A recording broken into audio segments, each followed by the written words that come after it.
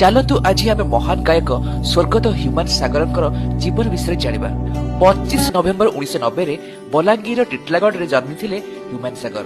ତାଙ୍କ ବାପା ଏବଂ ଜେଜେବାପା ଉଭୟ ଥିଲେ ସଙ୍ଗୀତଜ୍ଞ, ତେଣୁ ତାଙ୍କର ପିଲାଦିନୁ ହିଁ ସଙ୍ଗୀତ ପ୍ରତି ଆକୃଷ୍ଟ ହେବା ସ୍ୱାଭାବିକ। 2012ରେ ତରଙ୍ଗ ମ୍ୟୁଜିକର ଭଏସ ଅଫ୍ ଓଡ଼ିଶା ସିଜନ 2ର ୱିନର ହୋଇ ଓଡ଼ିଶାର ଘରେ ଘରେ ପରିଚିତ ହୋଇଥିଲେ ହ୍ୟୁମାନ ସାଗର। ତାପରେ ଅନେକ ଓଡ଼ିଆ ଆଲବମରେ ଗୀତ ଗାଇଲା ପରେ 2015ରେ ଓଲିଉଡ୍ ଫିଲ୍ମ ଇସ୍କ ତୁ ହି ତୁରେ ପ୍ଲେବ୍ୟାକ୍ ଡେବ୍ୟୁ କରିଥିଲେ ଏବଂ ଓଡ଼ିଶାବାସୀଙ୍କ ହୃଦୟ ଜିତି ଯାଇଥିଲେ। ପରବର୍ତ୍ତୀ 10 ବର୍ଷରେ 150ରୁ ଅଧିକ ଫିଲ୍ମ ସଙ୍ଗ ଏବଂ 200ରୁ ଅଧିକ ଆଲବମ ଟ୍ରାକ୍ ଗାଇ ଓଡ଼ିଶା ସଙ୍ଗୀତ ଜଗତରେ ନିଜର ଏକ ସ୍ୱତନ୍ତ୍ର ପରିଚୟ ସୃଷ୍ଟି କରିଥିଲେ।